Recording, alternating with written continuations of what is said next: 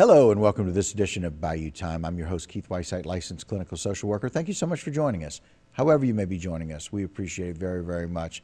And so we always like to get updates, find out how things are going. And one of the areas that was hit most, the Grand Island and Port Fourchon areas, were hit really hard by Hurricane Ida. And so we turn to the executive director of Port Fourchon, Chet Chasson, joining us once again. Chet, thank you for being on the program today. Thank you for having me again, too. Sure. And listen, one of those things, we know that you guys got extensive damage down in the area. And so just kind of give us a little bit of an update, if you don't mind, on where things stand with the port and how we're doing. Sure. So there's progress every day. Things are continuing to make headway. You know, there's debris moving, which is great to get that out of the way. We have power.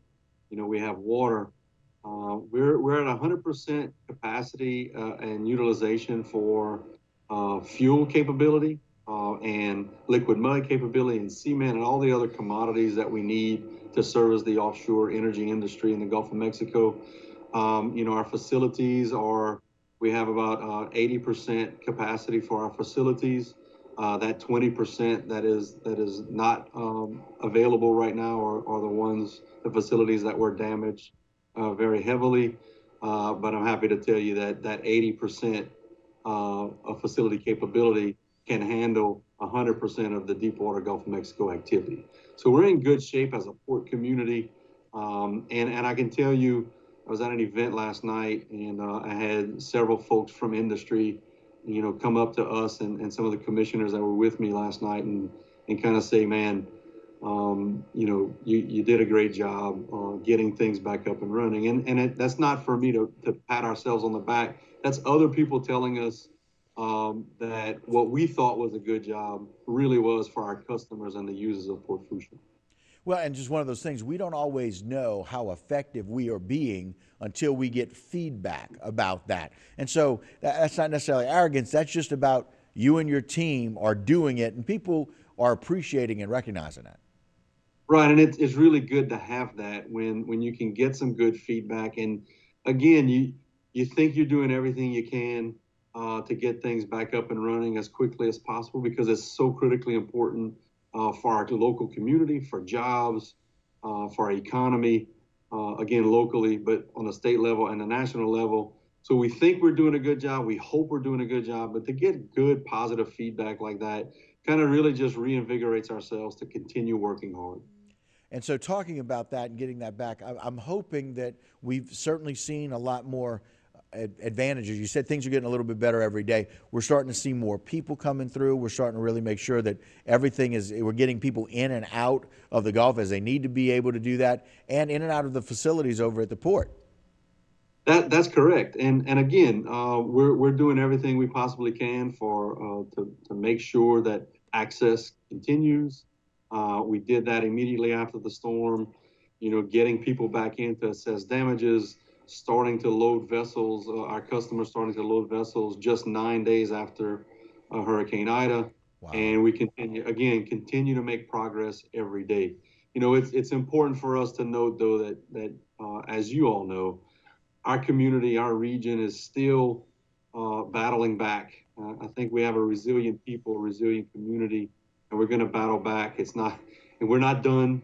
There's a lot of work to do. I mean, the Port Authority itself, our Port Commission assets, public assets that we own, you know, we took about $26 million of damage, and we have a lot of work to do. And our tenant base, you know, the facilities in the port, they're pushing more like, you know, $250 million of private facilities or so of damage. So again, a lot of work to do, but some positives in all of this negative. And I think we're going to continue to work hard to get where we need to be. You know, Chet, you mentioned those things and the financial impact. We've marveled at what the financial impact is through the port.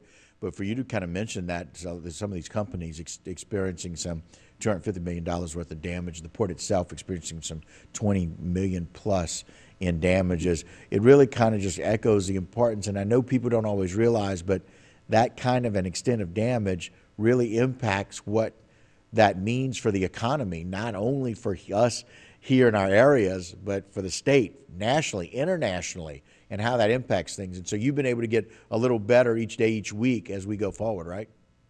That is correct, and you know, I say this numerous times when we meet like this, but you know, we take our job seriously. We know how important it is, and we're doing the best job we can to get things moving rapidly, and we have, and we will continue to do that until we're fully up and running and everybody's back to normal. Yeah, you mentioned y'all were starting to kind of load vessels about 9 days after the storm. Tell us how that progression kind of went through September, getting into October, and now here we are towards the end of November, how that progression is gone for the port. Yeah, so fairly, you know, things moved fairly quickly, and again, 9 days after the storm, we had facilities loading vessels. You know, we were at 25 and 50% capacity very quickly, and then we rapidly got, you know, to once we got to a month after the storm passed, and we got power back, and then we had full water pressure back.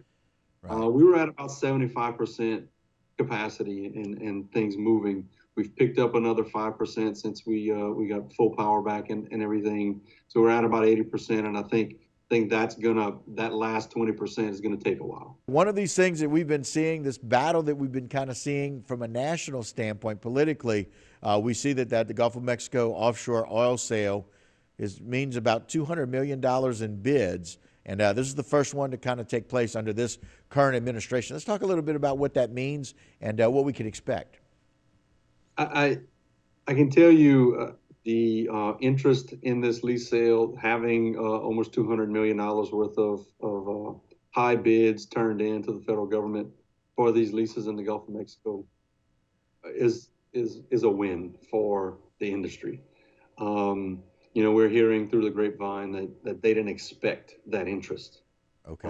but the interest is there, and that's really highlights how important it is that we continue to provide the energy for this country. And I think the most important thing is that the Gulf of Mexico provides energy for the lowest carbon footprint in the entire world. Right. So that's important as we move forward. We know that there is an energy transition afoot, but we also know that fossil fuels, hydrocarbons, oil and gas are not going away anytime soon because they are the base of all the things that we enjoy in our lives every day. So we have to continue to be realistic about our energy.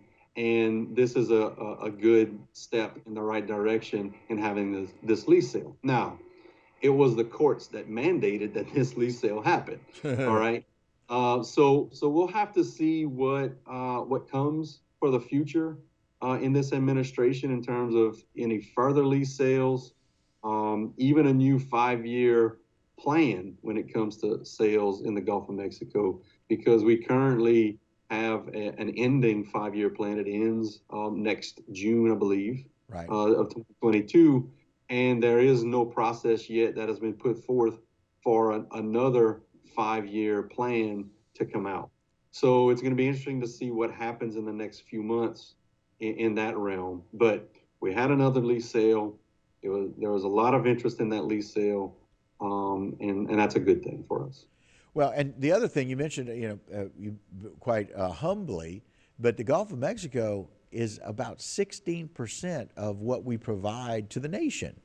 That's And correct. it's the most efficient when it comes to that carbon footprint. So, interestingly enough, it's already establishing and meeting those standards that are better than other areas.